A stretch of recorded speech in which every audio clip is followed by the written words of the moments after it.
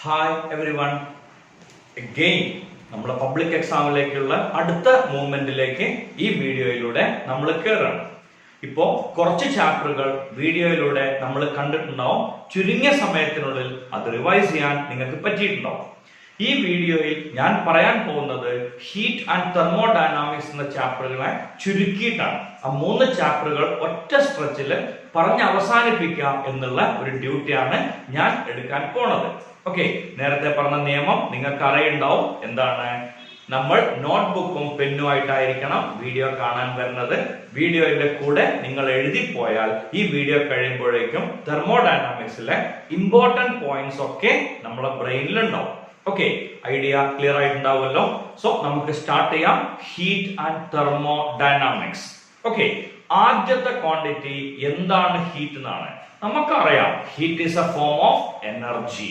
Energy ഫോമിനെ നമ്മൾ വിളിക്കുന്ന പേരാണ് heat. Okay, heat is a form of energy. ഹീറ്റിന്റെ യൂണിറ്റ് വരിക ജൂൾ ആണ്. വേറൊരു യൂണിറ്റും കൂടെ ഹീറ്റിന് പറയാറുണ്ട്. It is calorie.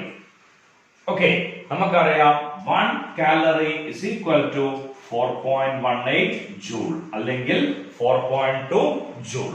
Okay, idea clear ആണല്ലോ. ഇനി അടുത്തൊരു കേസ് നമുക്കറിയാം, ടെമ്പറേച്ചർ.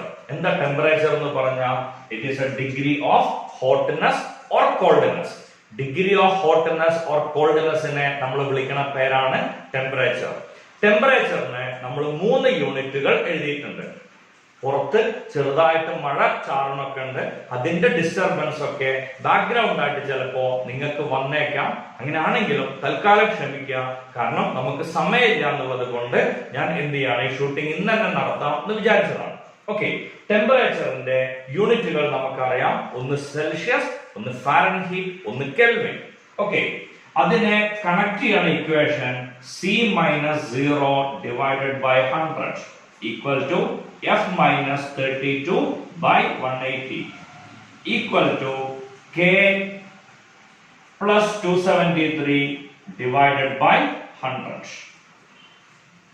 Okay, ഇതിൽ നിന്ന് നിങ്ങൾക്ക് കുറെ കാര്യങ്ങൾ കിട്ടും. C for Celsius. സെൽഷ്യസിന്റെ ലോവർ ഫിക്സഡ് പോയിന്റ്, ഏത് യൂണിറ്റിന്റെയും lower fixed point melting point of ice ആണ്. Upper fixed point boiling point of water ആണ്. ഓക്കെ, സോ ഈ മൈനസ് ഇട്ട് എഴുതുന്ന ഈ ക്വാണ്ടിറ്റി ആണ് lower fixed point. Okay, so C-0 divide by 100 equal to, ഇവിടെ ഞാൻ ചെറിയ തെറ്റ് വരുത്തിയിട്ടുണ്ട്, K minus 273 by 100 ആണ്. കാരണം C minus lower fixed point divided by its range. Okay, അങ്ങനെ ആവുമ്പോ F for Fahrenheit, its lower fixed point. ഫാരൻഹീറ്റിലെ മെൽറ്റിംഗ് പോയിന്റ് ഓഫ് ഐസ് എന്ന് പറയുന്നത് 32 ഫാരൻഹീറ്റ് ആണ്. Okay, then C-0 divided by 100 equal to F minus 32 divided by 180, that's equal to K minus 273 divided by 100. Okay, ഇതിൽ നിന്ന് നിങ്ങൾക്ക് അതിന്റെ conversion കിട്ടുമല്ലോ. 35 degree സെൽഷ്യസിന് corresponding ആയിട്ടുള്ള ഫാരൻഹീറ്റ് എത്രയാണ്? സിക്ക് പകരം 35 കൊടുക്കാം, എഫ് കാണാം, ഈസിയാണ്. ഇനി 108 ഫാരൻഹീറ്റിന് ഈക്വലന്റ് ആയ കെൽവിൻ എത്രയാണ്?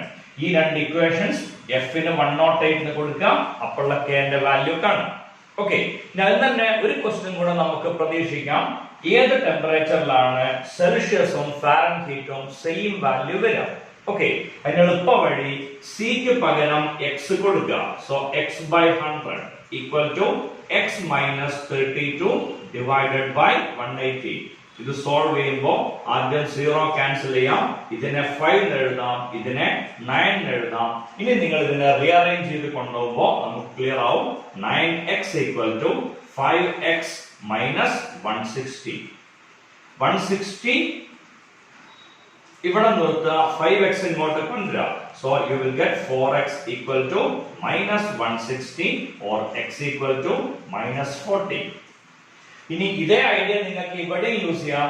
ഏത് ടെമ്പറേച്ചറിൽ ഫാരൻഹീറ്റും കെൽവിനും ഈക്വൽ ആവും. അത് ബൈ ഹാർട്ട് ചെയ്യേണ്ട ആവശ്യമൊന്നുമില്ല. എക്സാം ഹാളിൽ ചെന്നിട്ട് ഇത് എഴുതിയിട്ട് ഇതിനും എക്സ് ഇതിനും എക്സ്, അപ്പൊ നമുക്ക് എക്സിന്റെ വാല്യൂ കൃത്യമായിട്ട് കിട്ടും. അടുത്ത പോയിന്റ് തെർമോഡൈനാമിക്സിലെ 3 ലോകൾ ഒന്നിച്ച് പറയാം. ചാപ്റ്ററിന്റെ ഓർഡറിലല്ല, അതിന്റെ ഇമ്പോർട്ടൻസിന്റെ ഓർഡർ എങ്ങനെയാണ് പറഞ്ഞു പോവാണ്. ആദ്യത്തെ zeroth law of thermodynamics. Zeroth law വളരെ ഈസി ആയിട്ട് പറയാം. ഒരു സിസ്റ്റം ബി, വേറൊരു സിസ്റ്റം എ, വേറൊരു സിസ്റ്റം സി.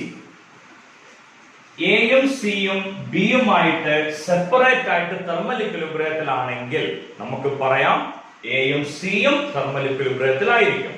വളരെ സിമ്പിൾ ആണല്ലോ. If two systems A and C are separately in thermal equilibrium with a third system B, okay, then we can say that A and C will be in thermal equilibrium with each other. വളരെ simple ആയിട്ട് ഒരു theory ആണത്. ഇത് 80 ഡിഗ്രിയാണ്. ഇതും ബിയും thermal equilibrium ആണെങ്കിൽ B 80 degree ആവുമല്ലോ. ഇനി ബിയും സിയും തെർമൽ ഇക്വിലിബ്രിയം ആണെങ്കിൽ സിയും 80 ഡിഗ്രി ആവുമല്ലോ. അപ്പൊ നമുക്കൊരു കാര്യം ഉറപ്പല്ലേ, എയും സിയും തെർമൽ ഇക്വിലിബ്രിയത്തിൽ ആയിരിക്കും. ഓക്കെ, സീറോത്ത് ലോ ക്ലിയർ ആയിട്ടുണ്ടാവുമല്ലോ. ഇനി first law of thermodynamics. First law of thermodynamics it's a very simple law. Okay, നമ്മളൊരു പാത്രത്തില് വെള്ളം നിറച്ച് അതിന്റെ മുകളിൽ ഒരു അടപ്പ് വെക്കുകയാണ്. താഴെ നമ്മൾ ഇതിനെ ഹീറ്റ് ചെയ്യണം. അങ്ങനെ ഹീറ്റ് ചെയ്യുമ്പോൾ ആദ്യം സംഭവിക്കുക, ഈ വെള്ളം ചൂടാവും എന്ന് പറഞ്ഞാൽ വെള്ളത്തിന്റെ ഇന്റേണൽ എനർജി കൂടും. പിന്നെ ചെയ്യാ, ഇതിന്റെ അടപ്പിനെ മുകളിലേക്ക് പൊക്കും എന്ന് പറഞ്ഞാൽ എക്സ്റ്റേണൽ വർക്ക് ചെയ്യും. നമ്മൾ കൊടുത്ത ഹീറ്റിന് ഒരു പാർട്ട് ഇന്റേണൽ എനർജി കൂട്ടാൻ യൂസ് ചെയ്യും, രണ്ടാമത്തെ പാർട്ട് വർക്ക് ചെയ്യാൻ യൂസ് ചെയ്യും എന്ന് പറഞ്ഞാൽ dq equal to du plus dw. ഇതാണ് first law of thermodynamics.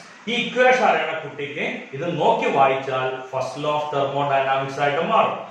Heat supply to a system is equal to sum of increase in internal energy and external work done. ഇതിനെ വിളിക്കുന്ന പേരാണ് first law of thermodynamics. Okay, heat supply to a system is equal to sum of increase in internal energy and external work done. Mechanics of fluid പഠിച്ചപ്പോൾ നമ്മൾ പഠിച്ചിരുന്നു dw എന്ന് പറഞ്ഞാൽ pdv ആണ്. അപ്പൊ ഇക്വേഷൻ മാറ്റി എഴുതിക്കൂടെ, dq equal to du plus pdv. ഇതാണ് ഫസ്റ്റ് ലോ ഓഫ് തെർമോഡൈനാമിക്സിന്റെ രണ്ടാമത്തെ ഇക്വേഷൻ. സോ സീറോത്ത് ലോ കഴിഞ്ഞു, ഫസ്റ്റ് ലോ കഴിഞ്ഞു. ഇനി വരുന്നത് second law of thermodynamics. Okay, second law of thermodynamics. അതില് നമ്മൾ കൊടുക്കുക ക്ലോഷ്യസ് സ്റ്റേറ്റ്മെന്റ് ആണ്. ഓക്കെ, ക്ലോഷ്യസ് സ്റ്റേറ്റ്മെന്റ് ആണ് ഏറ്റവും സിമ്പിൾ. ഒരു ചെറിയ ടെമ്പറേച്ചറിലെ വസ്തു, ഇപ്പൊ 10 ഡിഗ്രി സെൽഷ്യസ്, ഒരു വലിയ ടെമ്പറേച്ചറിലെ വസ്തു 80 ഡിഗ്രി സെൽഷ്യസ്, ഇത് രണ്ടും തെർമൽ കോണ്ടാക്ടിൽ വെച്ചാൽ എവിടുന്ന് എങ്ങോട്ടാണ് ഹീറ്റ് ഒഴുകുക? സംശയമൊന്നുമില്ലല്ലോ. 80 10ലേക്കാണ് ഹീറ്റ് ഒഴുകുക. തിരിച്ചൊഴുകോ? ഇല്ലല്ലോ സർ.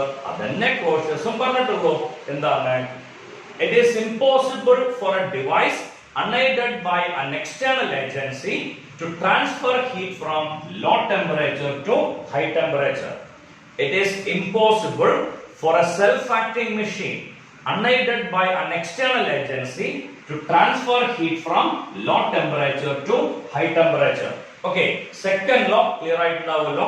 ചെറിയ ടെമ്പറേച്ചറിൽ നിന്നും വലിയ ടെമ്പറേച്ചറിലേക്ക് ഒരിക്കലും heat ഒഴുകില്ല. Okay, it is impossible for a self-acting machine unaided by an external agency to transfer heat from low temperature to high temperature. ഇത് ക്ലിയർ അല്ലേ? ചെറിയ ടെമ്പറേച്ചറിൽ നിന്ന് വലിയ ടെമ്പറേച്ചറിലേക്ക് ഒരിക്കലും സ്വയം ഹീറ്റ് ഒഴുകില്ല. വളരെ സിമ്പിൾ ലോ. 10 80 ഒരിക്കലും ഹീറ്റ് ഒഴുകില്ല. 80 10ലേക്ക് ഒഴുകി പോലും ഇറ്റ്സ് എ നാച്ചുറൽ പ്രോസസ്. തിരിച്ച് ഒരിക്കലും ഉണ്ടാവില്ല എന്നാണ് ക്ലോഷ്യസ് പറഞ്ഞത്. ഇതിലെ അടുത്ത ക്വാണ്ടിറ്റി ആണ് Cp ആൻഡ് Cv. ശരിക്ക് Cp എന്നുള്ളതിന്റെ ഇക്വേഷൻ വരിക 1/m × dq/dt ആണ്.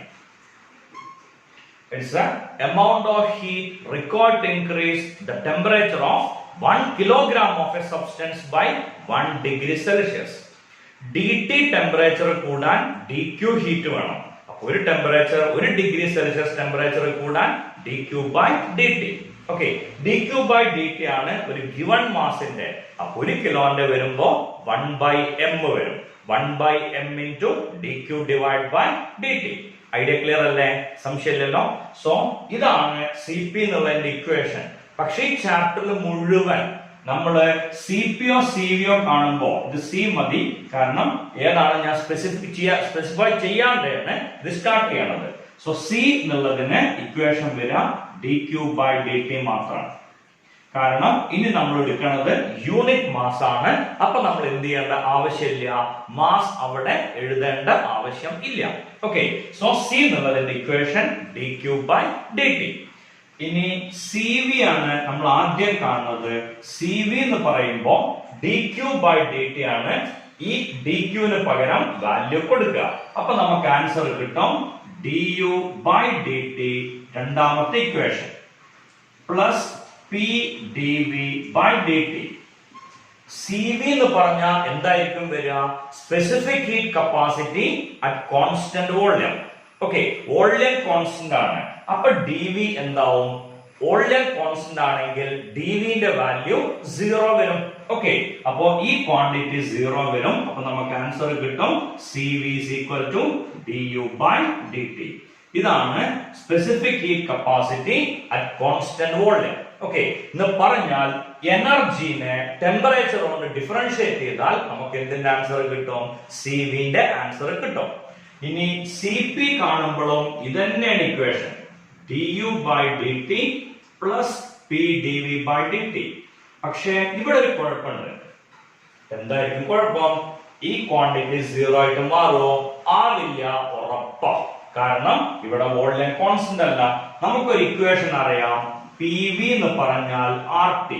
സോ P dV എന്ന് പറഞ്ഞാൽ RDT. അപ്പോ P dv/dt എന്ന് പറഞ്ഞ ക്വാണ്ടിറ്റിനെ നമുക്ക് R എന്ന് എഴുതാം. സ്വാഭാവികമായിട്ടും ഇതിന് പകരം R കൊടുക്കാം. Cp equal to okay du/dt എന്ന് പറഞ്ഞാൽ CV plus P into dv/dt എന്ന് പറഞ്ഞാൽ R. ഇതിൽ നിന്ന് നമുക്ക് പുതിയൊരു ഇക്വേഷൻ കിട്ടും Cp - Cv = R. ഈ റിലേഷനെ നമ്മൾ വിളിക്കുന്ന പേരാണ് മേയേഴ്സ് റിലേഷൻ. ഓക്കെ, ഇത് എക്സാമിന് ചോദിക്കാറുള്ള ക്വസ്റ്റ്യൻ ആണ്. Cp - Cv = R. കൃത്യമായിട്ട് മനസ്സിലായിട്ടുണ്ടാവുമെന്ന് പ്രതീക്ഷിക്കുന്നു. ഇനി ഞാൻ നേരെ പോണത് ഡിഗ്രി ഓഫ് ഫ്രീഡത്തിലേക്കാണ്. ഒരു mono atomic molecule, mono atomic എന്ന് പറഞ്ഞാൽ അതിന്റെ ഷേപ്പ് സ്ഫെറിക്കൽ ആണ്. അതിന് 3 translational degree of freedom, rotational degree of freedom ഇല്ല. So total degree of freedom will be 3. Okay, diatomic molecule dumbbell shape ആണ്. ഡംബൽ ഷേപ്പിലാണ് ഡയാറ്റോമിക് മോളിക്യൂൾ ഉള്ളത്. അതിന് 3 translational degree of freedom, 2 rotational degree of freedom, total 5 degree of freedom. Okay, triatomic molecule triangular ഷേപ്പിലാണ്. ഇതിന് 3 translational degree of freedom, 3 rotational degree of freedom. So total degree of freedom will B 6. എന്തിനാ degree of freedom? നമ്മൾ പഠിച്ചൊരു theorem ഉണ്ട്, ഇക്വിപാർട്ടീഷൻ theorem. ആ theorem പ്രകാരം the total energy of a system will divide equally among various degrees of freedom. Total energy of a system will divide equally among various degrees of freedom. ഒരു സിസ്റ്റത്തിന്റെ മൊത്തം energy എല്ലാ degree of ഫ്രീഡങ്ങൾക്കും equal ആയിട്ട് divide ചെയ്ത് കൊടുക്കും. അതാണ് ഇക്വിപാർട്ടീഷൻ theory. ഈ theory പ്രകാരം each degree of freedom will get an energy half kBT. ഒരു ഡിഗ്രി ഓഫ് ഫ്രീഡത്തിന് ഹാഫ് kBT ആണ് എനർജി വരിക ഒരാൾക്ക്. അങ്ങനെയുള്ള n പാർട്ടിക്കിൾ സിസ്റ്റം ഉണ്ടെങ്കിൽ ഒരു ഡിഗ്രി ഓഫ് ഫ്രീഡത്തിന്റെ എനർജി ഹാഫ് RT ആണ്. ഇനി പറഞ്ഞ കാര്യങ്ങൾ ശ്രദ്ധിച്ച് കേൾക്കണം, അതേ സ്റ്റൈലിൽ എഴുതിയെടുക്കണം, അതേ സ്റ്റൈലിൽ ചെയ്ത് പോകണം. മോണോ അറ്റോമിക്കിന് 3 ഡിഗ്രി ഓഫ് ഫ്രീഡങ്ങൾ ഉണ്ട്. n പാർട്ടിക്കിൾ സിസ്റ്റം ആണ്.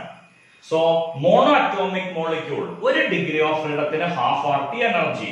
മൊത്തം 3 ആൾക്കാരുണ്ട്. എത്രയായിരിക്കും ആ സിസ്റ്റത്തിന്റെ ടോട്ടൽ എനർജി? ഉറപ്പല്ലേ? ഒരാൾക്ക് ഹാഫ് RT, മൊത്തം 3 ആളുകൾ 3/2 RT. ഇത് മോണോ അറ്റോമിക് മോളിക്യൂളിന്റെ. ഓക്കെ, ഇനി ഇതാണ് എനർജി എന്നുണ്ടെങ്കിൽ സി വി എന്താ വരിക? ഇതിനെ ടെമ്പറേച്ചർ കൊണ്ട് ഡിഫറൻഷിയേറ്റ് ചെയ്യാം. നമുക്കറിയാം dt/dt എന്ന് പറഞ്ഞാൽ 1 ആണ്. അപ്പൊ ടീനെ ഒഴിവാക്കിയാൽ മതി 3/2 ആണ്. സി വി കിട്ടിയാൽ പിന്നെ സി പി കിട്ടുമോ? കിട്ടും. മേയേഴ്സ് റിലേഷൻ പ്രകാരം ഈ ക്വാണ്ടിറ്റിന്റെ കൂടെ ഒരു ആറും കൂടെ ആഡ് ചെയ്തിട്ടുണ്ടെങ്കിൽ നമുക്ക് സി പി കിട്ടും. ഇറ്റ് ഈസ് 5/2 ആണ്. ഓക്കെ, അപ്പൊ നമുക്ക് ഗാമ കിട്ടില്ലേ? ഗാമ എന്ന് പറഞ്ഞാൽ C P by C V. അപ്പൊ നമുക്ക് ആൻസർ കിട്ടും. സി പി എന്ന് പറഞ്ഞാൽ 5/2 ആർ, സി വി എന്ന് പറഞ്ഞാൽ 3/2 ആർ. ഡിവൈഡ് ചെയ്യുമ്പോൾ ഒരേപോലെ വരുന്ന ക്വാണ്ടിറ്റി ക്യാൻസൽ ചെയ്യുന്ന അറിയാലോ. രണ്ടിനും r/2 വരുന്നുണ്ട്. It will cancel off. So gamma of monoatomic molecule will be 5/3. ഇനി പെട്ടെന്ന് ആലോചിച്ച് നോക്കിയേ, ഡയാറ്റോമിക്കിന്റെ സി വി എന്താവും? For diatomic, what should be CV? Very simple. Diatomicine 5 degree of freedom, ഒരാൾക്ക് half RT. അപ്പോ 5/2 RT ആണ് എനർജി. അതിന് T ഒഴിവാക്കുക, 5/2 R. അങ്ങനെയാണെങ്കിൽ CP എന്താവും? 5/2 R plus R. Answer is 7/2 R. അങ്ങനെയാണെങ്കിൽ ഗാമ എന്തായിരിക്കും? Not out 7/5. അതെങ്ങനെയാ കിട്ടിയേ? രണ്ടെന്നും r/2 ക്യാൻസൽ ആയി പോകും.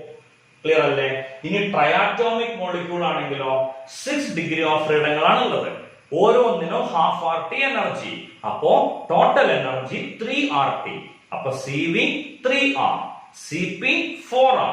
Gamma CP/CV answer is 4/3. ഇനി ഈ ഡയാറ്റോമിക് മോളിക്യൂൾ ഫ്ലെക്സിബിൾ ആണെങ്കിൽ അതിനൊരു അഡീഷണൽ ഡിഗ്രി ഓഫ് ഫ്രീഡം കൂടെ എക്സ്ട്രാ വരും. അപ്പോ സി വി വരാം, ഇവിടെ ഒരു ആറും കൂടെ വരും. അപ്പൊ 7/2 R വരും, സി പി 9/2 R വരും. So gamma for flexible diatomic molecule is 9/7. Okay, ഇനി നിങ്ങളുടെ ബുക്കില് n പാർട്ടിക്കിൾ സിസ്റ്റത്തിന്റെ ടോട്ടൽ ഡിഗ്രി ഓഫ് ഫ്രീഡം പറയുന്നുണ്ട്. വലിയൊരു ഒബ്ജക്റ്റിന്റെ ഡിഗ്രി ഓഫ് ഫ്രീഡം പറയുന്നുണ്ട്. അതിന് പറയുന്നത് ഇങ്ങനെയാണ്: 6 translation and rotation degrees of freedom. 3 translation, 3 rotation, അതിന്റെ കൂടെ 2f vibrational degree of freedom കൂടി ഉണ്ടാവും. അപ്പൊ സി വി എന്നുള്ളതിന്റെ ആൻസർ വരിക 3 + f × r ആണ്. CP വരുമ്പോ ഇതിന്റെ കൂടെ ഒരു ആറും കൂടി കൂടും. ഇറ്റ് ഈസ് 4 + f × r എന്ന് വരും. സോ CP/CV എന്ന് പറഞ്ഞാൽ ഈ രണ്ടെണ്ണത്തിന്റെ റേഷ്യോ ആണ് നമുക്ക് കിട്ടുക. So gamma for polyatomic molecule will be 4 + f / C + f. ഇനി രണ്ട് ക്വാണ്ടിറ്റീസ് NCERT സ്പെസിഫിക്കലി പറയുന്നുണ്ട്. specific heat capacity of a solid, it is 3R. Specific heat capacity of a solid is 3R and specific heat capacity of water is 9R. ഈ രണ്ട് കാര്യങ്ങൾ NCERT specifically നമ്മുടെ ബുക്കിൽ കൊടുത്തിട്ടുണ്ട്. പോളിഅറ്റോമിക് മോളിക്യൂളിന്റെ gamma എഴുതിയപ്പോൾ ഒരു ചെറിയ മിസ്റ്റേക്ക് ഞാൻ വരുത്തിയിട്ടുണ്ട്. വീഡിയോ ഒരിക്കൽ കൂടെ റിവൈൻഡ് ചെയ്ത് നോക്കുക. അതിൽ ഞാൻ അറിയാണ്ട് പറഞ്ഞത് 4 + f/C + f എന്നാണ്. C + f അല്ല, 3 + f. ബോർഡിൽ നോക്കിയാൽ മതി. അതിന്റെ ഇക്വേഷൻ കറക്റ്റ് ആണ്. CP തന്നിട്ടുണ്ടാവും 4 + f × r, CV 3 + f × r. Divide ചെയ്യുമ്പോൾ സ്വാഭാവികമായിട്ട് എന്താ കിട്ടുക? 4 + f / 3 + f എന്നാണ് കിട്ടുക. ഐഡിയ ക്ലിയർ ആണല്ലോ. ഇനി അടുത്ത ടോപ്പിക്കിലേക്ക് കയറാണ് ഐസോതെർമൽ പ്രോസസ്. നമുക്കറിയാം ഐസോതെർമൽ പ്രോസസ് എന്ന് പറഞ്ഞാൽ temperature of A system remains constant. അതിനാണ് എന്ത് വിളിക്കുക? ഐസോതെർമൽ പ്രോസസ് എന്ന് വിളിക്കാം. ഓക്കെ, ഫസ്റ്റ് ലോ ഓഫ് തെർമോഡൈനാമിക്സിന്റെ equation dQ = du + dw. Okay, dQ എന്ന് പറഞ്ഞാൽ du + dw ആണ്. ഐസോതെർമൽ പ്രോസസ് ആവുമ്പോൾ ഇന്റേണൽ എനർജിയിൽ ചേഞ്ച് വരില്ല, അത് 0 ആയിട്ട് മാറും. അപ്പോ dQ = dW മീൻസ് നമ്മൾ കൊടുക്കുന്ന ഹീറ്റ് മുഴുവനും എന്തായിട്ട് കൺവേർട്ട് ചെയ്യും? വർക്ക് ഡൺ ആയിട്ട് കൺവേർട്ട് ചെയ്യും. ഓക്കെ, നമ്മൾ കൊടുക്കുന്ന ഹീറ്റ് മുഴുവനായിട്ടും വർക്കായിട്ട് കൺവേർട്ട് ചെയ്യും ഐസോതെർമൽ പ്രോസസ്സിൽ. Isothermal process usually slow process ആണ് വരിക. ഓക്കെ, സ്ലോ പ്രോസസ് ആണ് ഐസോതെർമൽ പ്രോസസ് വരിക. അതിന്റെ ഇക്വേഷൻ അല്ലെങ്കിൽ ആ കേസിൽ dQ = dW ആണ്. ഐസോതെർമൽ പ്രോസസിന്റെ ഇക്വേഷൻ എന്താണെന്ന് ചോദിച്ചാൽ PV = RT. അല്ലെങ്കിൽ P V equal to a constant. അതെങ്ങനെയാ P V equal to a constant വരിക? സിമ്പിൾ. R കോൺസ്റ്റന്റ് ആണ്, T കോൺസ്റ്റന്റ് ആണ്. ഓട്ടോമാറ്റിക്കലി പി വി എന്ന് പറഞ്ഞ ക്വാണ്ടിറ്റി എന്തായിട്ട് മാറും? കോൺസ്റ്റന്റ് ആയിട്ട് മാറും. ഐഡിയ ക്ലിയർ ആണല്ലോ? പ്രശ്നമൊന്നുമില്ലല്ലോ? ഓക്കെ. അടുത്ത ഇമ്പോർട്ടന്റ് ആയിട്ടുള്ള അതിലൊരു ഡെറിവേഷൻ ആണ് work done in isothermal process. നമുക്കറിയാലോ ഡി ഡബ്ല്യു എന്ന് പറഞ്ഞാൽ പി ഡി വി ആണ്. അപ്പൊ ഡബ്ല്യു എന്താ വരിക? Integral P D V. ഇവിടുത്തെ വേരിയബിൾ ഡി വി ആണ്. ഓക്കെ. സോ വിക്കാണ് ചേഞ്ച് വരുന്നത് വോള്യത്തിന് ഫ്രം V1 ടു V2. നമുക്കറിയാം P V equal to R T. അപ്പൊ പി എന്താ വരിക? R T by V. R T by V ആണ് പി വരിക. സോ ഈ പി കാണുന്നോടത്ത് R T by V substitute ചെയ്യാം. അപ്പൊ നമുക്ക് ആൻസർ കിട്ടും W equal to integral R T by V D V. എന്താ integral 1 by v dv? It is log v. Okay, so rt log v to the base, so to the limit v1 to v2. Natural log ആണ്, അതുകൊണ്ടാണ് ഞാൻ അതിനെ ln എഴുതിയത്. Okay. So ഇതിന്റെ answer നമുക്ക് കിട്ടും. രണ്ട് കാര്യങ്ങൾ ഞാൻ ഒരുമിച്ച് ചെയ്യാണ്. നാച്ചുറൽ ലോഗിനെ കോമൺ ലോഗ് ആക്കി മാറ്റാൻ 2.303 കൊണ്ട് മൾട്ടിപ്ലൈ ചെയ്യും. rt log to the base 10 v2 by v1. അതെങ്ങനെ വന്നു എന്ന് ചോദിച്ചാൽ ഇതിനെ എക്സ്പാൻഡ് ചെയ്യുമ്പോൾ നമുക്ക് കിട്ടുക ln v2 minus ln v1. log a minus log b. Answer is log a by b. Okay. ആ ഐഡിയ പ്രകാരം നമുക്ക് ആൻസർ കിട്ടും w equal to 2.303 rt log v2 by v1. That is work done in isothermal process. ഇനി അടുത്ത process വരുന്നത് adiabatic process ആണ്. Adiabatic process എന്ന് പറഞ്ഞാൽ there is no heat transfer between system and surroundings. നമുക്കറിയാം dq equal to du plus dw. Adiabatic process ആവുമ്പോൾ dq ന്റെ value 0 വരും. So du equal to minus dw എന്ന് പറഞ്ഞാൽ അഡിയബാറ്റിക് പ്രോസസ്സിലെ സിസ്റ്റം ആണ് വർക്ക് ചെയ്യുന്നത്. Or internal energy will converted into work done. Idea clear ആയിട്ടുണ്ടാവുമെന്ന് പ്രതീക്ഷിക്കണോ? Internal energy will converted into work done. അതാണ് അഡിയബാറ്റിക് പ്രോസസ്സിന്റെ കേസ് വരിക. അഡിയബാറ്റിക് പ്രോസസ്സിന്റെ ഇക്വേഷൻ ആണ് P V raise to gamma equal to a constant. Gamma നമ്മൾ നേരത്തെ പഠിച്ചു Cp by Cv. So PV raised to gamma equal to a constant ആണ് adiabatic പ്രോസസ്സിന്റെ ഇക്വേഷൻ. ഓക്കെ. അടുത്തത് വരുന്നത് work done in adiabatic process. Again equation same ആണ് dW equal to Pdv. Automatically W എന്താ വരിക? Integral Pdv. Okay. PV raised to gamma equal to a constant ആണ്, അല്ലെങ്കിൽ ആ കോൺസ്റ്റന്റിനെ k എന്ന് എഴുതാം. അപ്പൊ P എന്നുള്ളതിന്റെ ആൻസർ കിട്ടും k divided by V raised to gamma. ഈ വാല്യൂ ഇവിടെ സബ്സ്റ്റിറ്റ്യൂട്ട് ചെയ്യാം. Here limit v1 to v2. So W എന്നുള്ളതിന്റെ ആൻസർ കിട്ടും integral k by V raised to gamma dv from v1 to v2. ഈ V raised to gamma നെ നമുക്ക് മുകളിലേക്ക് കൊണ്ടുപോകാം. അപ്പൊ നമുക്ക് ആൻസർ കിട്ടുക k V raised to minus gamma dv എന്നാണ് ഇക്വേഷൻ വരിക. Limit v1 to v2. Okay. ഇതിന്റെ ആൻസർ വരിക W equal to എന്ത് വരും? k V raised to minus gamma plus 1 divided by minus gamma plus 1. Limit v1 to v2. So അതിൽ നിന്ന് k by 1 minus gamma പുറത്തേക്ക് എടുക്കാം. ബാക്കി കിട്ടുക v2 raised to minus gamma plus 1 minus v1 raised to minus gamma plus 1. ഇതിനെ expand ചെയ്താൽ നമുക്ക് answer കിട്ടും r by 1 minus gamma into t2 minus t1. ഇതാണ് work done in adiabatic process. അതിനെ ഞാൻ ഏറ്റവും ചുരുക്കി എക്സ്പ്ലെയിൻ ചെയ്തതാണ്. ഓക്കെ. ഐഡിയ കൃത്യമായിട്ട് മനസ്സിലായിട്ടുണ്ടാവുമെന്ന് പ്രതീക്ഷിക്കണം. ഇനി ചാപ്റ്ററിലെ ഏറ്റവും ഇമ്പോർട്ടന്റ് ആയിട്ടുള്ള ക്വസ്റ്റ്യൻ, ഏറ്റവും ഇമ്പോർട്ടന്റ് ഇൻ ദ സെൻസ് ഏറ്റവും കൂടുതൽ പ്രാവശ്യം പബ്ലിക് എക്സാമിന് വന്ന question, heat engine or Carnot engine. Okay, എന്തായിരിക്കാം ഹീറ്റ് എഞ്ചിൻ എന്ന് പറഞ്ഞ മെക്കാനിക്കൽ എനർജീനെ ഹീറ്റ് എനർജി ആക്കി മാറ്റുന്ന ഡിവൈസിനെയാണ് നമ്മൾ എന്ത് പേരിട്ട് വിളിക്കുക? ഹീറ്റ് എഞ്ചിൻ എന്ന് വിളിക്കുക. അതിന്റെ എഫിഷ്യൻസി 100% ആണെങ്കിൽ അതിനെ വിളിക്കുന്ന പേരാണ് കാർനോട്ട് എഞ്ചിൻ. അങ്ങനെ ഒരു സാധനം ഉണ്ടാവില്ല കേട്ടോ. 100% എഫിഷ്യൻസി ഉള്ള ഒറ്റ ഡിവൈസും ഈ ഭൂമിയിലില്ല. Carnot engine is only a dream. Okay, ആദ്യത്തെ ഡ്രീം കാർനോട്ടിന്റെ ആയിരുന്നു. അതാണ് അതിന്റെ ഏറ്റവും ഇമ്പോർട്ടൻസ്. സോ മെക്കാനിക്കൽ എനർജീനെ heat energy mechanical energy ആക്കി മാറ്റുന്ന ഡിവൈസ്. The device which convert heat energy into mechanical energy. Heat കൊണ്ട് വർക്ക് ചെയ്യുന്ന എഞ്ചിൻ, അതാണ് ഹീറ്റ് എഞ്ചിൻ.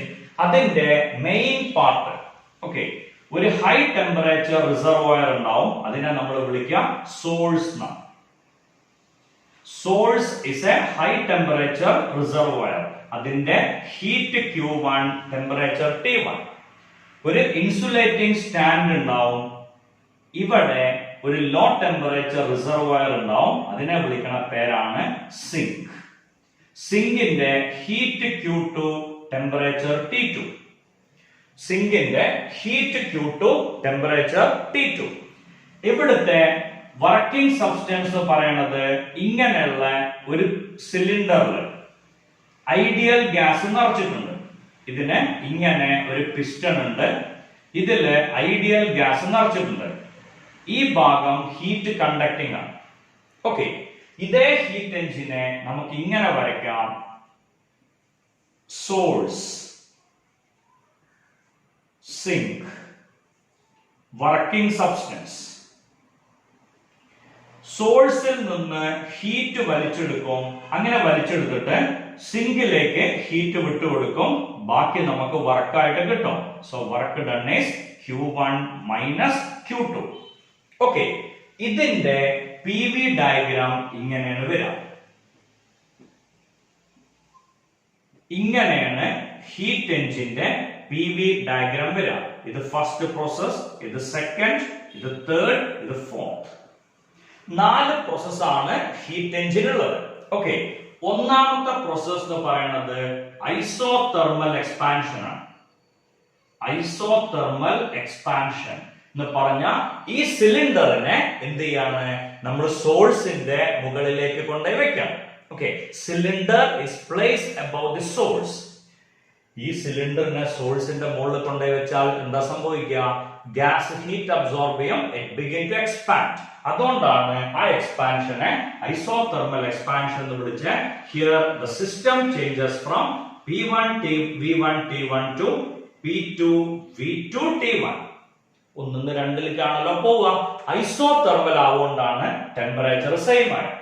ഇനി സോഴ്സിൽ വെച്ചിട്ട് ഇതിന്റെ മുഴുവൻ എക്സ്പാൻഷൻ അലൗ ചെയ്യില്ല.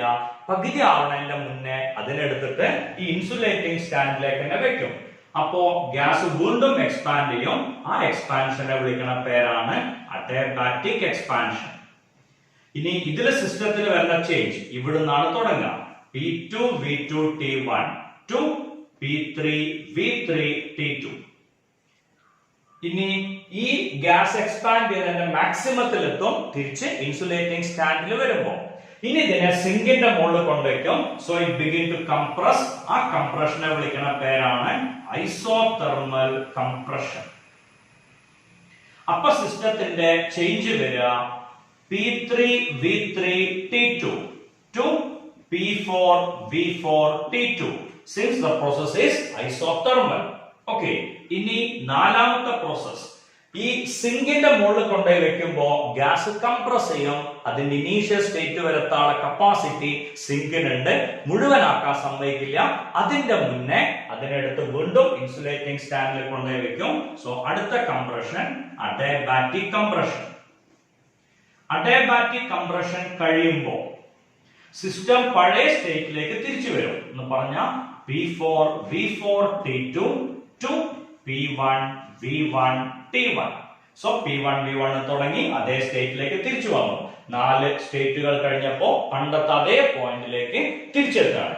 ഈ 4 പ്രോസസ്സുകൾ ബോർഡിൽ ഒരിക്കൽ കൂടെ വായിക്കും.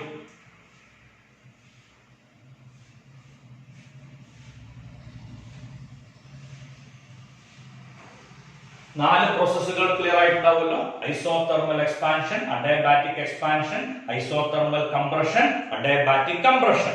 ഓക്കെ, ഇനി ഇതിന്റെ എഫിഷ്യൻസിന്റെ ഇക്വേഷൻ. എഫിഷ്യൻസി എന്ന് പറഞ്ഞാൽ output by input. Output W divided by Q1. Input Q1 ആണ്.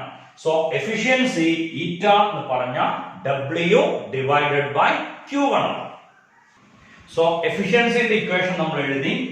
ഈറ്റ എന്ന് പറഞ്ഞാൽ W ബൈ Q1. W ന്റെ ഇക്വേഷൻ നമുക്കറിയാലോ, Q1 മൈനസ് Q2 ആണ്. So it is Q1 minus Q2 by Q1. Q1 minus Q2 by Q1 or 1 minus Q2 by Q1. Okay, ഇതാണ് എഫിഷ്യൻസിന്റെ equation. ഇതിനെ ടെമ്പറേച്ചറിലേക്ക് മാറ്റുകയാണെങ്കിൽ ഈറ്റ എന്നുള്ളതിന്റെ ഇക്വേഷൻ വരും 1 minus T2 by T1. ഇവിടെ നിർബന്ധമായിട്ടും ആലോചിക്കേണ്ടത്, ഇത് നിങ്ങൾക്കൊരു ന്യൂമറിക്കൽ പ്രോബ്ലം ആയിട്ട് വരികയാണെങ്കിൽ T1ഉം T2ഉം കെൽവിനിൽ ആയിരിക്കണം.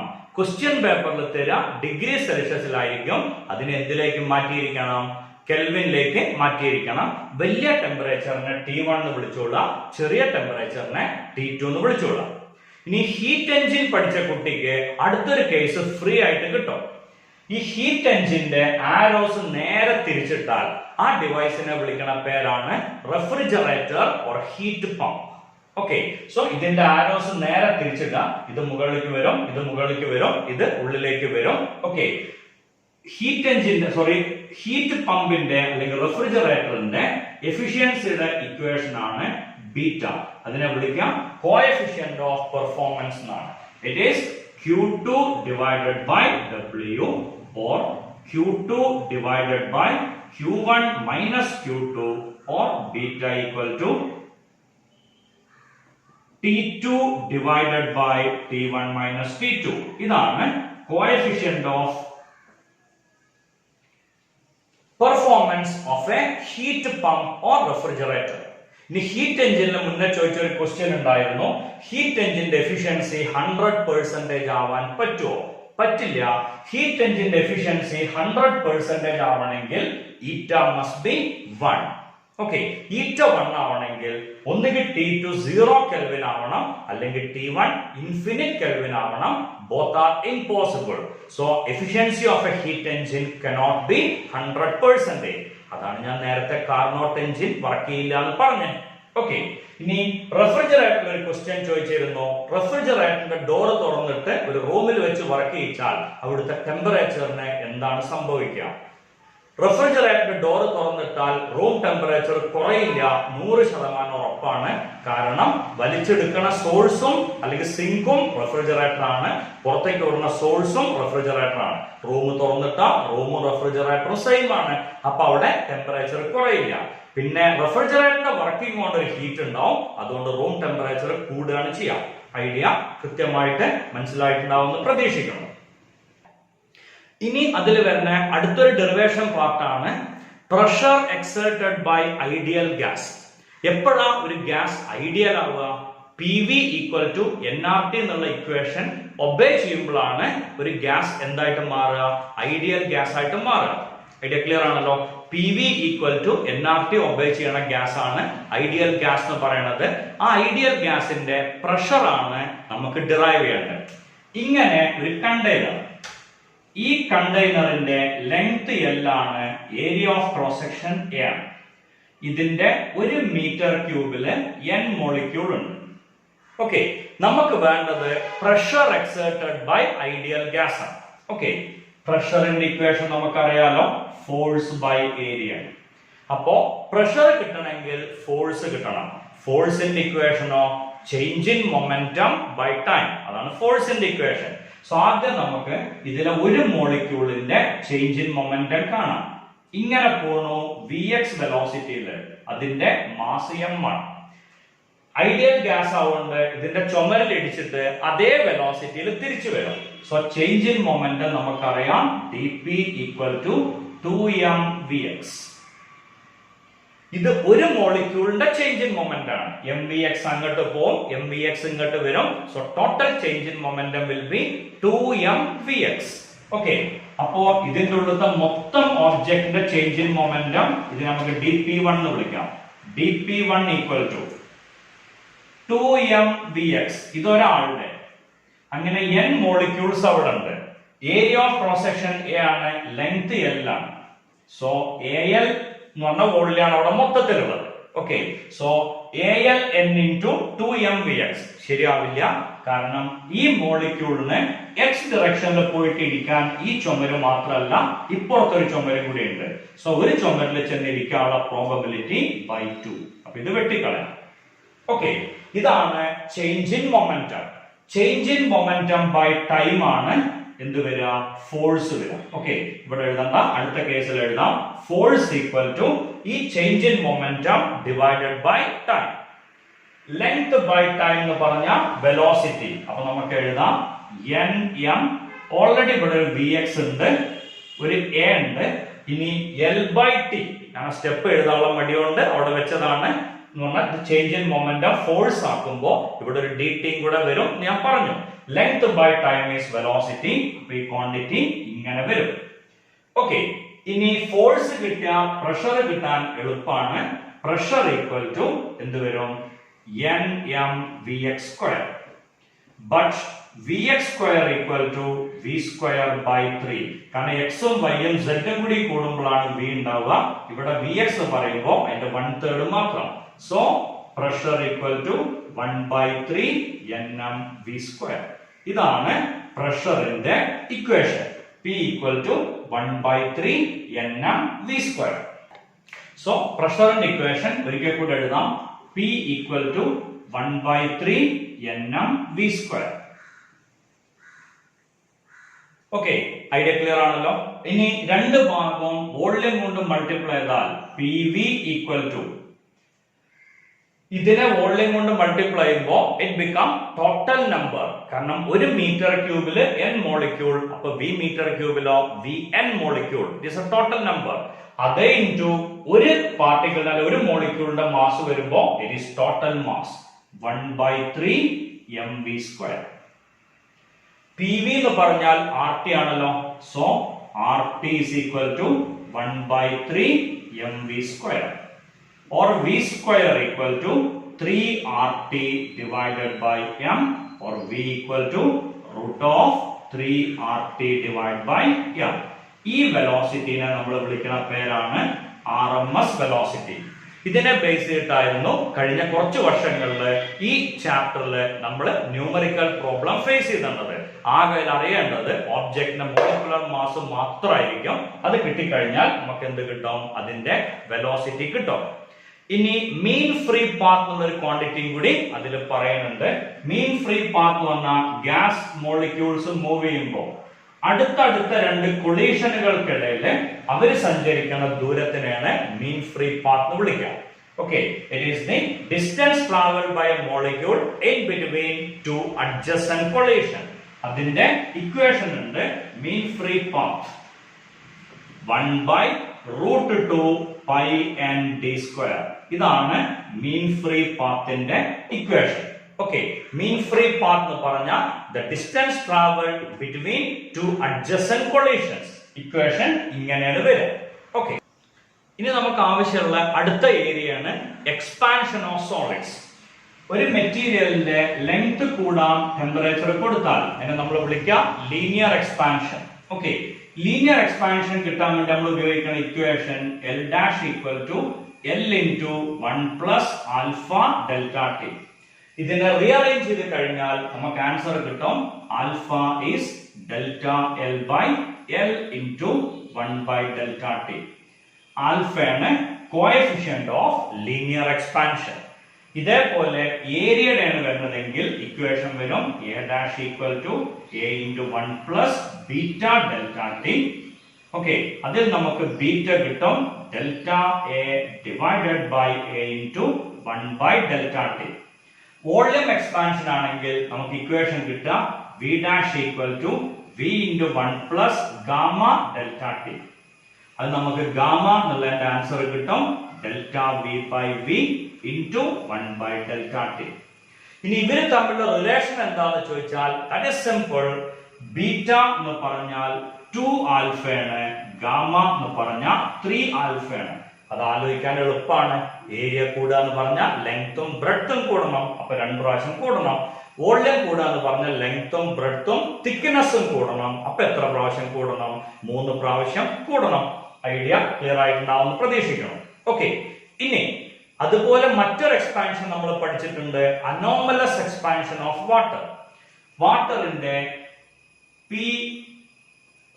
വോളിയം ടെമ്പറേച്ചർ ഗ്രാഫ് വരയ്ക്കണം. ഓക്കെ, വോളിയം ടെമ്പറേച്ചർ ഗ്രാഫ് ഇവിടുന്ന് ഇങ്ങനെ താഴേക്ക് വരുമ്പോ, ഇത് പറഞ്ഞ എന്താ ഉദ്ദേശിച്ചത്? ടെമ്പറേച്ചർ കുറഞ്ഞു വരുമ്പോ ഇതിന്റെ വോളിയം കുറഞ്ഞു വരും. When it reaches a temperature 4 degrees Celsius, അതിന്റെ സ്പെഷ്യാലിറ്റി ഉണ്ട്. അവിടുന്ന് പിന്നെ ടെമ്പറേച്ചർ കുറഞ്ഞാൽ ഇതിന്റെ വോളിയം കൂടുക ചെയ്യും. ഈ പ്രശ്നത്തിനാണ് നമ്മൾ അനോമലസ് എക്സ്പാൻഷൻ എന്ന് പറയുന്നത്. Okay, when temperature reduces, volume of water will decrease. When it reaches a temperature 4 degrees Celsius, further lowering of temperature will produce increase in volume. That expansion is called anomalous expansion of water. ഇതുകൊണ്ടാണ് aquatic life exist ചെയ്യുന്നത്. എന്ന് പറഞ്ഞാൽ എന്താ? അന്റാർട്ടിക്കയിലൊക്കെ penguin പോലുള്ള ജീവികൾ ജീവിക്കുന്നത് fish ഭക്ഷിച്ചിട്ടാണ്. Okay, അന്റാർട്ടിക്കയിലെ ടെമ്പറേച്ചറിൽ എങ്ങനെയാ ഫിഷ് ഉണ്ടാവുക? ഐസിന്റെ അടിയിൽ വെള്ളം ഉണ്ടാവും. അങ്ങനെ വെള്ളം നിലനിൽക്കാനുള്ള കാരണം ഏറ്റവും ചെറിയ ഡെൻസിറ്റി വരിക 4 ഡിഗ്രി സെൽഷ്യസിലാണ്. ഇനി വേറെ എക്സാമ്പിൾ നിങ്ങൾക്ക് വീട്ടിൽ കിട്ടും. വീണ പൊട്ടണ ബോട്ടിൽ, ഗ്ലാസ് ബോട്ടിൽ, അതിൽ ഫുൾ വെള്ളം നിറച്ചിട്ട് നമ്മൾ ഫ്രീസറിൽ കൊണ്ടുവച്ചാൽ കുറച്ച് സമയം കഴിഞ്ഞാൽ നമുക്ക് കാണാം ആ ബോട്ടിൽ പൊട്ടിയിട്ടുണ്ടാവും. കാരണം വെള്ളം 0 ഡിഗ്രി എത്തുമ്പോൾ it require more volume. Okay, ഇനി അടുത്ത ടോപ്പിക് നമുക്ക് പറയാനുള്ളത് ഹീറ്റ് ട്രാൻസ്ഫറിനെ പറ്റിയിട്ടാണ്. 3 തരം ഹീറ്റ് ട്രാൻസ്ഫർ ആണ് നമുക്കറിയാം. ഒന്ന് കണ്ടക്ഷൻ, രണ്ടാമത്തെ കൺവെക്ഷൻ, മൂന്നാമത്തെ റേഡിയേഷൻ. കണ്ടക്ഷൻ എന്ന് പറഞ്ഞാൽ it's a mode of heat transfer without the movement of molecules. ഇങ്ങനെ കുറെ മോളിക്യൂൾസ് ഉണ്ട്. ഏറ്റവും അവസാനത്തെ മോളിക്യൂളിനെ നമ്മൾ ഹീറ്റ് കൊടുത്താൽ അതിന്റെ എനർജി കൂടും, അത് അടുത്ത ആളെ പോയിട്ട് ഇടിക്കും. ആ ഇടി അങ്ങനെ ട്രാൻസ്ഫർ ചെയ്ത് പോകും. ആ ഇടിയാണ് ട്രാൻസ്ഫർ ചെയ്യുക, മോളിക്യൂൾ ട്രാൻസ്ഫർ ചെയ്യില്ല. അതിനെയാണ് നമ്മൾ എന്ത് വിളിക്കുക? കണ്ടക്ഷൻ എന്ന് വിളിക്കുക. Okay, it's a mode of heat transfer without the movement of molecules. അതിലെ rate of flow of heat dq by dt, that is proportional to a into dt by dx. Area കൂടുമ്പോൾ heat flow കൂടും, temperature കൂടുമ്പോൾ temperature difference കൂടുമ്പോൾ heat flow കൂടും, distance കൂടുമ്പോൾ heat flow കുറയും. Okay, ഇവിടെ നമ്മളൊരു കോൺസ്റ്റന്റ് കൊണ്ട് മൾട്ടിപ്ലൈ ചെയ്യും. ആ കോൺസ്റ്റന്റിന്റെ പേരാണ് thermal conductivity into dt by dx. ഇതിൽ k എന്നുള്ളതിനെ നമ്മൾ വിളിക്കുന്ന പേരാണ് തെർമൽ കണ്ടക്ടിവിറ്റി. മോളിക്കുലർ മൂവ്മെന്റ് ഇല്ലാത്ത ഹീറ്റ് ട്രാൻസ്ഫർ ആണ് കണ്ടക്ഷൻ.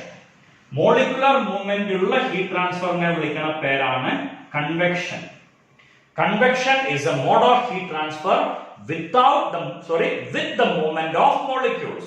ഏറ്റവും സിമ്പിൾ എക്സാമ്പിൾ വെള്ളം തിളപ്പിക്കണത്. വെള്ളം തിളപ്പിക്കുമ്പോൾ വെള്ളം ഹീറ്റ് ആവുന്നതിനനുസരിച്ച് അതിന്റെ ഡെൻസിറ്റി കുറയും, അത് നേരെ മുകളിലേക്ക് പോകും, അടുത്ത ലെയർ താഴേക്ക് വരും. സോ ഇവിടെ എന്തുണ്ട്? മോളിക്കുലർ മൂവ്മെന്റ് ഉണ്ട്. അതന്നെയല്ലേ വിൻഡ് എന്ന് പറഞ്ഞ വിൻഡിന്റെ മൂവ്മെന്റ് ഈ പറഞ്ഞ കൺവെക്ഷന്റെ എക്സാമ്പിൾ ആണ്. ഓക്കെ, നമുക്കറിയാം പക്ഷികളൊക്കെ മഴക്കാലത്ത് ഫെദർ ഇങ്ങനെ ഒരു ഉണ്ടയിട്ട് പിടിച്ചിട്ടുണ്ടാവും. കാരണം അതിന്റെ ഇടയിൽ എയർ ട്രാപ്പ് ചെയ്യാൻ വേണ്ടിയിട്ടാണ്. Air is A bad conductor of heat. അപ്പോൾ ഉള്ളിലേക്ക് എന്ത് ചെയ്യില്ല? തണുപ്പ് വരില്ല. അതന്നെയാണല്ലോ ഉള്ളൻ ജാക്കറ്റുകൾ ഇടുമ്പോൾ നമ്മുടെ ശരീരത്തിൽ കിട്ടണതോ. നമ്മുടെ ശരീരത്തിനും ജാക്കറ്റിനും ഇടയിൽ ഒരു എയർ പാക്കറ്റ് ഉണ്ടാവും. ആ എയർ പാക്കറ്റ് തണുപ്പിനെ ബ്ലോക്ക് ചെയ്യും. ഓക്കെ, തണുപ്പുള്ള രാജ്യങ്ങളിൽ ഡബിൾ വാൾഡ് ഹൗസസ് ആണ് ഉണ്ടാക്കുക. ആ 2 വാളുകൾക്കിടയിലുള്ള എയർ പാക്കറ്റ് ആണ് തണുപ്പിനെ ഉള്ളിലേക്ക് വരാതെ സംരക്ഷിക്കുന്നത്. ഈ സാഹചര്യം വന്നപ്പോ വെറുതെ ഒന്ന് പറയണമെന്ന് മാത്രം, എസ്കിമോസ് ഇഗ്ലൂലാണ് താമസിക്കുന്നത്. എന്തുകൊണ്ടാ ഇഗ്ലൂയിൽ അവർ താമസിക്കാൻ കാരണം? ഐസ് കൊണ്ടാണ് ഇഗ്ലൂ ഉണ്ടാക്കുന്നത്. തണുപ്പ് എന്ത് ചെയ്യാൻ വേണ്ടിയിട്ടാണ്? കുറയാൻ വേണ്ടിയിട്ടാണ്. കാരണം പുറത്തെ ടെമ്പറേച്ചർ -20 ആണെങ്കിൽ ഐസിന്റെ ഉള്ളിലാണ് താമസിക്കണമെങ്കിൽ ice is a bad conductor of heat. സ്വാഭാവികമായിട്ടും ഉള്ളിലെ ടെമ്പറേച്ചർ എത്ര മാത്രമേ വരുള്ളൂ? 0 മാത്രമേ വരുള്ളൂ. പുറത്ത് -20, അപ്പൊ 0 എന്ന് പറഞ്ഞാൽ അതിനേക്കാൾ ചൂടുള്ള അവസ്ഥയാണ്. ഓക്കെ, ഇനി മൂന്നാമത്തെ ഹീറ്റ് ട്രാൻസ്ഫർ ആണ് റേഡിയേഷൻ. മൂന്നാമത്തെ ഹീറ്റ് ട്രാൻസ്ഫർ റേഡിയേഷൻ ആണ്. It's a mode of heat transfer without the help of a medium. ഒരു മീഡിയത്തിന്റെ സഹായം ഇല്ലാതെ ഉള്ള ഹീറ്റ് ട്രാൻസ്ഫറിനെ നമ്മൾ വിളിക്കുന്ന പേരാണ് റേഡിയേഷൻ. ഈ ചാപ്റ്ററിലെ അടുത്ത ഡെറിവേഷൻ ആണ് Newton's law of cooling. Okay, thermal കണ്ടക്ടിവിറ്റിന്റെ നേരെ opposite rate of flow of heat is proportional to T2 - T1. നമുക്കറിയാം heat flow proportional to temperature difference ആണ്. ഓക്കെ, അത് ഈക്വൽ സൈൻ ആക്കി മാറ്റി ഒരു കോൺസ്റ്റന്റ് കൊണ്ട് മൾട്ടിപ്ലൈ ചെയ്തു. So dQ/dt -K × T2 - T1. Okay, ഇനി നമുക്കറിയാലോ dQ എന്ന് പറഞ്ഞാൽ mc ΔT ആണ്. നിങ്ങൾ കെമിസ്ട്രിയിലും ഫിസിക്സിലും ഈ ഇക്വേഷൻ പഠിക്കേണ്ടതാണ്, അല്ലെങ്കിൽ നമ്മളെ സ്പെസിഫിക് ഹീറ്റിന്റെ ഇക്വേഷൻ തന്നെ.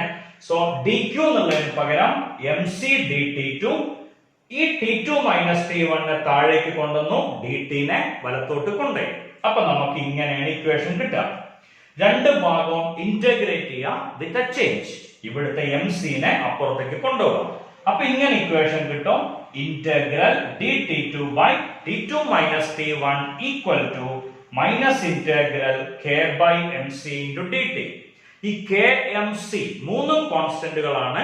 അപ്പൊ അതിനെ ഒരു വലിയ കോൺസ്റ്റന്റ് ആക്കുക, വലിയ k. സോ ഇതിന്റെ integral log T2 - T1. Okay, log T2 - T1 -kt. ഇതെന്താ സർ? ഒരു c. സിമ്പിൾ. ഇന്റഗ്രേറ്റ് ചെയ്യുമ്പോൾ ഉപയോഗിക്കണ കോൺസ്റ്റന്റ് ആണ്. ഇനി ലോഗിനെ ഒഴിവാക്കാൻ എക്സ്പോണൻസ് എടുക്കുക.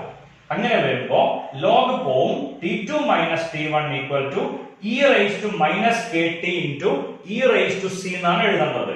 e raised to c എന്നുള്ളതിനെ നമ്മൾ പുതിയൊരു കോൺസ്റ്റന്റ് ആക്കി മാറ്റും, c1.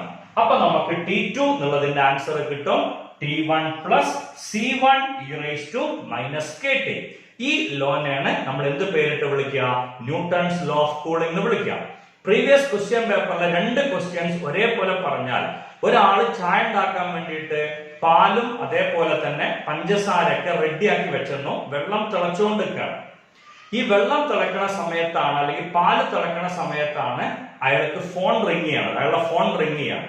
ചോദ്യം ഇതാണ്, നേരെ പോയിട്ട് ഫോൺ അറ്റൻഡ് ചെയ്ത് വന്ന് പാലും ചായപ്പൊടിയും പഞ്ചസാരയൊക്കെ തിളച്ച പാലിലിട്ടിട്ട് ചായ ഉണ്ടാക്കണോ, അതോ ആദ്യം തന്നെ ചായപ്പൊടിയും പഞ്ചസാര ഇട്ടിട്ട് കോൾ അറ്റൻഡ് ചെയ്യാൻ പോണോ? ഇങ്ങനത്തെ ഏത് ക്വസ്റ്റ്യൻ വന്നാലും ധൈര്യമായിട്ട് എഴുതിക്കൂടാ, ആദ്യം തന്നെ മിക്സ് ചെയ്തിട്ട് പോയാൽ മതി. ഓക്കെ, ആദ്യം തന്നെ മിക്സ് ചെയ്തിട്ട് പോയാൽ മതി. അല്ലെങ്കിൽ റേഡിയേഷൻ വഴി വീണ്ടും ഹീറ്റ് ലോസ് ഉണ്ടാവാനുള്ള ചാൻസ് കൂടും. സോ പാല് തിളച്ചുകൊണ്ടിരിക്കണോ, ചായപ്പൊടിയും പഞ്ചസാരയും മിക്സ് ചെയ്തിട്ട് ഫോൺ അറ്റൻഡ് ചെയ്യാൻ പോണോ, ഫോൺ അറ്റൻഡ് ചെയ്ത് വന്നിട്ട് ചായപ്പൊടിയും പഞ്ചസാര ഇടണോ? Answer is simple. ആദ്യം എന്ത് ചെയ്യുക? എല്ലാം മിക്സ് ചെയ്യാം. എന്റെ കാരണം സിമ്പിൾ. 100 ഡിഗ്രി സെൽഷ്യസിൽ തിളച്ചുകൊണ്ടിരിക്കണ പാല് നമ്മൾ ഓഫ് ചെയ്ത് കഴിഞ്ഞ് വളരെ ചുരുങ്ങിയ സമയം കൊണ്ട് തന്നെ അതിന്റെ ടെമ്പറേച്ചർ 98 to 96 ഒക്കെ ആയിട്ട് മാറും. അത് നമ്മൾ എന്ത് ചെയ്താലും കുറയും, ചെയ്തില്ലെങ്കിലും കുറയും. അപ്പൊ ആ സമയത്ത് തന്നെ നമ്മൾ ചായപ്പൊടിയും പഞ്ചസാരയും മിക്സ് ചെയ്താൽ ആ റേഡിയേറ്റ് ചെയ്ത് പോണ ഹീറ്റ് എന്തിന് യൂട്ടിലൈസ് ചെയ്തോളും? ഇവര് തമ്മിൽ മിക്സ് ആവാൻ യൂട്ടിലൈസ് ചെയ്തോളും. ഓക്കെ, ഇനി പ്രിൻസിപ്പിൾ ഓഫ് മിക്സ്ചേഴ്സ് എന്ന് പറഞ്ഞ ഒരു ക്വാണ്ടിറ്റി നമുക്ക് അതിൽ പറയാനുണ്ട്. ഓക്കെ, സോ അത് ഈസി ആയിട്ട് പറയാം. Heat gained by a system is equal to heat lost by the system. Principle of mixtures വന്ന heat gained by a system is equal to heat lost by the system. ഒരു പാത്രത്തില് നല്ല ചൂടുള്ള വെള്ളമുണ്ട്, വല്ലാണ്ട് ചൂടൊന്നും പറയണ്ട, ഒരു 60 ഡിഗ്രി സെൽഷ്യസ്. ഇതിലേക്ക് നമ്മളൊരു ഐസ് കൊണ്ടുപോയിട്ട് ഇടാം. ഓക്കെ, ഐസ് ഉരുകാനുള്ള ഹീറ്റിനെ നമ്മളൊരു പേര് വിളിക്കാറുണ്ടല്ലോ, ലാറ്റന്റ് ഹീറ്റ് എന്നാണ് വിളിക്കുക. അതിന്റെ ഗ്രാഫ് നമുക്കറിയാം. വെള്ളത്തിനെ നമ്മൾ -ഡിഗ്രിന്ന് ചൂടാക്കുകയാണെങ്കിൽ ചൂട് കൂടി വരും. 0 ഡിഗ്രി എത്തുമ്പോൾ ഫുൾ ഐസ് മെൽറ്റ് ചെയ്തിട്ട് മാത്രമേ പിന്നെ ടെമ്പറേച്ചർ കൂടുള്ളൂ. 100 ഡിഗ്രി എത്തിയാൽ പിന്നെ ടെമ്പറേച്ചർ കൂടില്ല. ഇവിടെ സമയം, ഇവിടെ temperature. Okay, so -degree Celsius, ഇപ്പൊ -4 ഡിഗ്രി സെൽഷ്യസ്, അത് 0 ഡിഗ്രി സെൽഷ്യസ് വരെ സുഖമായിട്ട് ഇൻക്രീസ് ചെയ്യും. പിന്നെ ഫുൾ ഐസ് മെൽറ്റ് ചെയ്താലേ പിന്നെ ടെമ്പറേച്ചർ കൂടുള്ളൂ. അത് കഴിഞ്ഞ് 100 ഡിഗ്രി വരെ സുഖമായിട്ട് മൂപ്പർ ഇൻക്രീസ് ചെയ്യും. പിന്നെ മുഴുവൻ വെള്ളം സ്റ്റീമായിട്ട് മാത്രമേ എന്ത് ചെയ്യുള്ളൂ, അതിന്റെ ടെമ്പറേച്ചർ കൂടുള്ളൂ. ഓക്കെ, ഇനി ഇത് രണ്ടും മിക്സ് ചെയ്യുമ്പോൾ ഐസിന് ഹീറ്റ് ലാഭാണ്. ആദ്യം ഐസ് ഉരുകും. M1 L1 ഇതിന്റെ മാസ് M1 നും L മതി M1 L. ഓക്കെ, ഇതിന്റെ മാസ് M2 എന്ന് കൊടുത്താൽ ആദ്യം M1 L വരും. പ്ലസ് പിന്നെ ആ ഐസിന് ഹീറ്റ് കിട്ടും M1C ഇൻറ്റു T മൈനസ് 0. അതിന്റെ ഫൈനൽ ടെമ്പറേച്ചർ T ആയിട്ട് എടുക്കുക. അത്രയും ഹീറ്റ് ലിക്വിഡിന് നഷ്ടം വരും M2C ഇൻറ്റു ഇതിന്റെ ടെമ്പറേച്ചറിനെ നമ്മൾ T2 എന്ന് എടുക്കുകയാണെങ്കിൽ T2 മൈനസ് T വരും. ഇതിൽ നമുക്കറിയാത്തതായിട്ട് ലാറ്റന്റ് ഹീറ്റ് തരും, സ്പെസിഫിക് ഹീറ്റ് ഓഫ് കപ്പാസിറ്റി തരും. ഈ 60 ഡിഗ്രി തന്നിട്ടുണ്ട്, ഇത് 0 എന്നറിയാം. അറിയാത്തതായിട്ട് ഒരേ ഒരു ടെമ്പറേച്ചർ ഉള്ളൂ. ആ ക്വാണ്ടിറ്റി ഏതാണ്, നമുക്ക് ആവശ്യമുള്ള ഫൈനൽ ടെമ്പറേച്ചർ ആണ്. ഈ സിസ്റ്റത്തിനെയാണ് നമ്മൾ എന്ത് പേരിട്ട് വിളിക്കുക, പ്രിൻസിപ്പിൾ ഓഫ് മിക്സ്ചേഴ്സ് എന്ന് വിളിക്കാം. ഐഡിയ ക്ലിയർ ആയിട്ടുണ്ടാവും എന്ന് പ്രതീക്ഷിക്കണം.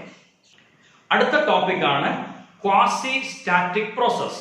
It's a simple one. Deadly slow പ്രോസസ്സിനെയാണ് ക്വാസി സ്റ്റാറ്റിക് പ്രോസസ് വിളിക്കുക. It's a deadly slow process so that its changes cannot be detected. ചേഞ്ചുകൾ നമുക്ക് ഡിറ്റക്ട് ചെയ്യാൻ പറ്റാത്ത പ്രോസസ്, അതിനെയാണ് നമ്മൾ എന്ത് വിളിക്കുക, ക്വാസി സ്റ്റാറ്റിക് പ്രോസസ് എന്ന് വിളിക്കുക. ഇപ്പൊ നമ്മൾ നഖം വളരണത് കണ്ടിട്ടുണ്ടാവില്ല, നഖം വളർന്നത് കണ്ടിട്ടുണ്ടാവും, നഖം വളർന്നത് കണ്ടിട്ടുണ്ടാവില്ല. കാരണം it's a deadly slow process. അങ്ങനെയുള്ള പ്രോസസ്സിനെ നമ്മൾ എന്ത് വിളിക്കുക, ക്വാസി സ്റ്റാറ്റിക് പ്രോസസ്. ഇത് പറഞ്ഞപ്പോഴാണ് എനിക്ക് മറ്റൊരു കാര്യം ഓർമ്മ വന്നത്. അഡയബാറ്റിക് പ്രോസസ് എന്ന് പറഞ്ഞാൽ ഫാസ്റ്റ് പ്രോസസ് ആണ്. ഇപ്പൊ ഒരു ബലൂണ് കുത്തിപ്പൊട്ടിക്കുക, ഒരു ടയർ ബേഴ്സ്റ്റ് ചെയ്ത് പോവുക, ഈ പ്രോസസ് ഒക്കെ അഡയബാറ്റിക് പ്രോസസ് ആണ്. Adiabatic is a fast process, isothermal is a slow process. തെർമോഡൈനാമിക്സിലെ 3 ചാപ്റ്ററുകൾ, kinetic theory of gases, heat transfer and thermodynamics, ഈ 3 ചാപ്റ്ററുകൾ നിങ്ങളുടെ എക്സാമിന് വേണ്ടി ഏറ്റവും ചുരുക്കി എനിക്ക് അത്യാവശ്യം എന്ന് തോന്നുന്ന ഏരിയ മാത്രം പറഞ്ഞുകൊണ്ടാണ് ഈ വീഡിയോ ഉണ്ടാക്കിയത്. ഒരിക്കൽ കൂടെ പറയണു, it's not a complete video, നിങ്ങളുടെ ഫാസ്റ്റ് റിവിഷന് വേണ്ടി മാത്രം. എന്റെ ഈ വീഡിയോ കണ്ട് നിങ്ങൾക്ക് നല്ലവണ്ണം ഇഷ്ടമായെങ്കിൽ ഈ വീഡിയോ ലൈക്ക് ചെയ്യണം, മറക്കരുത്. അത് നിങ്ങളുടെ സുഹൃത്തുക്കൾക്ക് ഷെയർ ചെയ്യണം. നിങ്ങൾ ഇതുവരെ സബ്സ്ക്രൈബ് ചെയ്തിട്ടില്ലെങ്കിൽ ഈ വീഡിയോ അല്ലെങ്കിൽ ഈ ചാനൽ സബ്സ്ക്രൈബ് ചെയ്യാൻ വിനീതമായി അപേക്ഷിക്കുന്നു. താങ്ക്